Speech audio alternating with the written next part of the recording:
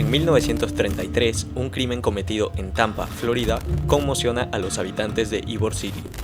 La noche del 16 de octubre de ese año, un hombre llamado Víctor Licata, de 21 años de edad, tomó un hacha y de forma inesperada asesinó a toda su familia mientras dormían.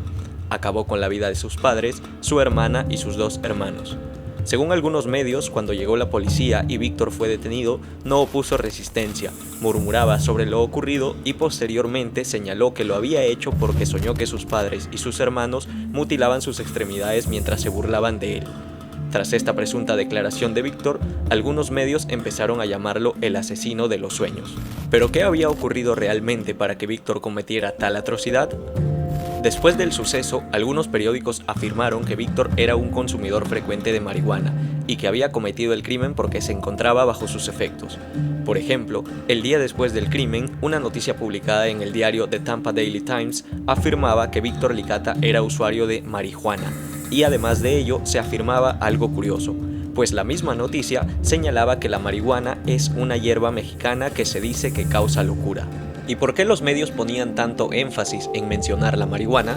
Resulta que alrededor de los años 30, Harry Jacob Anslinger, el comisionado de la Oficina Federal de Narcóticos de los Estados Unidos, emprendía una campaña propagandística contra la planta de cannabis utilizando el término marihuana.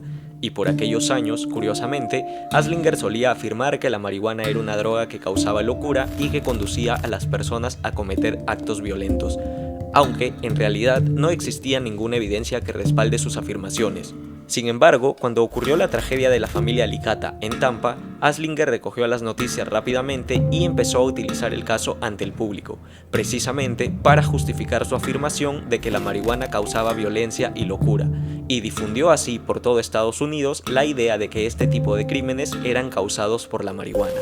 Y en esa misma línea de sensacionalismo, el caso de la familia Licata sería utilizado durante muchos años más en la prensa americana, pues todavía en 1938, 5 años después de la tragedia, se continuaba difundiendo la historia y su supuesta relación con la marihuana. En dicho año, una revista llamada Inside Detective publicó una nota en la que incluía una foto de Víctor acompañada del título El maníaco de la marihuana. En esta nota se presentó el relato de William D. Bush, quien en 1933, cuando ocurrió el crimen, era el detective jefe en Tampa. En la nota, Bush afirmaba cosas como las siguientes: la marihuana es la hierba de los latinos, el asesino era un medio a través del cual actuaba la droga de la muerte, y la marihuana ha cantado su canción de violencia, sadismo, lujuria y muerte en el cerebro de un ser humano y ha ennegrecido su alma. De esta forma, todos aquellos años de propaganda en los periódicos y revistas, sumadas al alarmismo de las declaraciones de Anslinger sobre las supuestas tragedias causadas por la marihuana, impregnaron en la sociedad americana y en buena parte del mundo la creencia de que el cannabis conduce a este tipo de tragedias. ¿Pero qué papel desempeñó realmente el cannabis o marihuana en este caso? Pues lo sorprendente de esta historia es que en realidad nunca tuvo nada que ver con la marihuana. Según información descrita en el libro Reefer Madness, días después del crimen, una pericia psiquiátrica reveló que Víctor padecía de locura criminal, una condición aguda y crónica. Además, sufría alucinaciones acompañadas de impulsos homicidas. El psiquiatra también afirmó que su locura probablemente era hereditaria, ya que los padres eran primos hermanos, su tío abuelo paterno y 2 primos paternos habían sido internados en manicomios y a su hermano, que era una de las víctimas, se le había diagnosticado demencia precoz. Según el libro y otros medios locales, también se supo que un año antes del crimen, la policía de Tampa había presentado una petición para que Víctor fuera internado por padecer demencia. Pero esta petición fue rechazada porque los padres de Víctor indicaron que podían cuidarlo mejor en casa.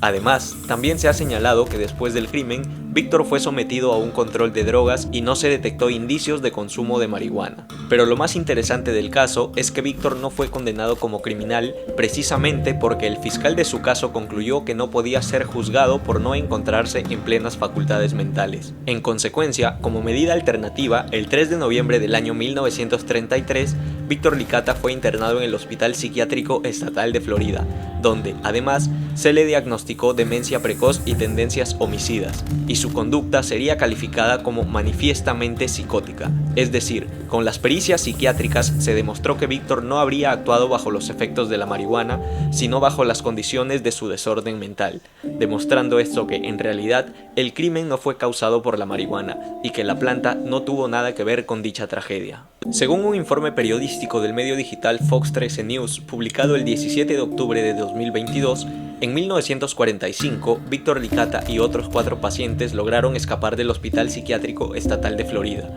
y después de ello, Víctor estuvo desaparecido por 5 años. Según otra nota digital del Tampa Bay Times del año 2020, Licata apareció en 1950 en el restaurante de un primo suyo en Nueva Orleans. Este primo daría aviso a la policía y Víctor sería capturado nuevamente. Y después de ser recapturado, Víctor fue recluido en la prisión estatal de Rayford en Florida, y allí permaneció hasta el 4 de diciembre de 1950, día en que se suicidó ahorcándose con una sábana en su propia celda.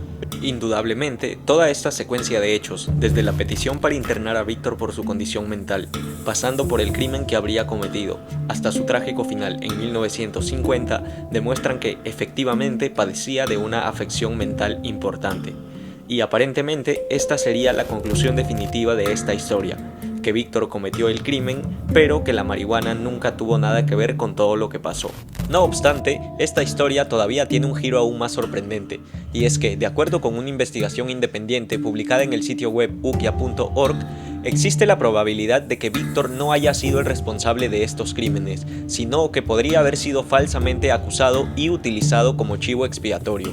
Sin embargo, antes de profundizar en este asunto, es importante mencionar que el propio autor de la información publicada en dicha web reconoce conscientemente que su intención de defender a Víctor lo hace especular sobre muchos aspectos y lo hace ajustar la información para tratar de demostrar que Víctor podría haber sido inocente. Según la información publicada en esta web, hay muchos factores que llevarían a pensar que probablemente Víctor no fue el responsable del crimen, ya que, por ejemplo, el crimen de la familia Licata no fue el único cometido con un hacha en aquel entonces, pues resulta que algunos años antes, entre 1926 y 1927, ocurrieron casos similares en Tampa. En 1926, los miembros de la familia Rowell fueron asesinados con un hacha, y en 1927, los miembros de la familia Merrill fueron asesinados de una forma similar.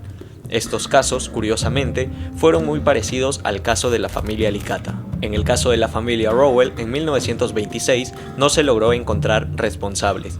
Sin embargo, luego del crimen de la familia Merrill en 1927, 2 hombres fueron detenidos. Estos hombres eran Benjamin Franklin Levins y Leonard Thompson.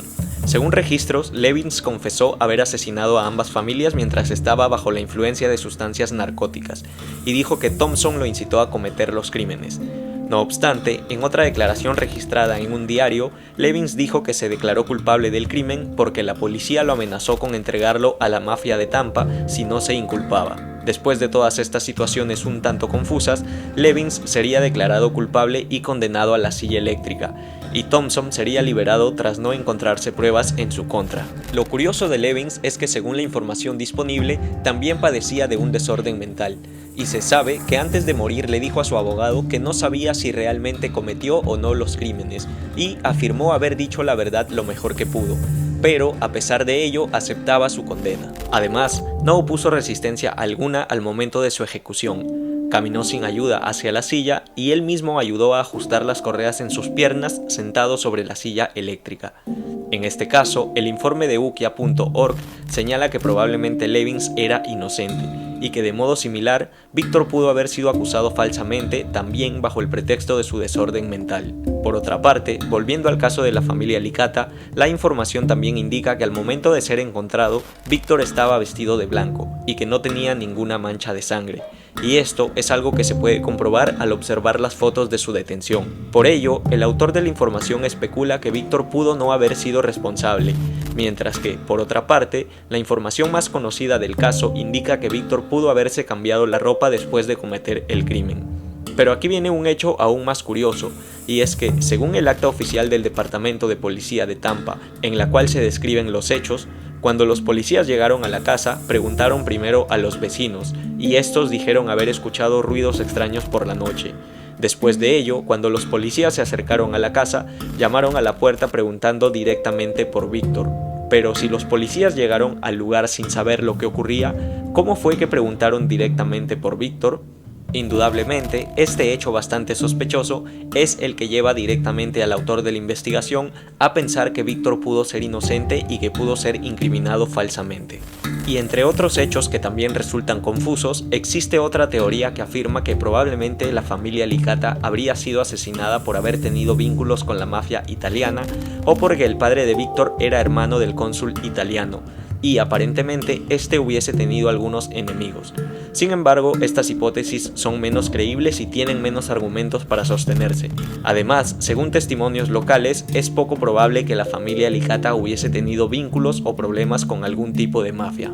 Pero independientemente de ello, lo más resaltante de la tragedia de la familia Licata es que, a pesar de haberse demostrado en diversas investigaciones, tanto en el año que ocurrió la tragedia como en años posteriores, que las acciones de Víctor no tenían ningún tipo de relación con el consumo de cannabis, esta historia fue divulgada continuamente por Harry Anslinger para hacer creer a los estadounidenses y al resto del mundo que este tipo de tragedias eran causadas por la marihuana. Y aunque todavía hay mucho misterio al respecto, la realidad es que la marihuana no desempeñó ningún papel en este caso.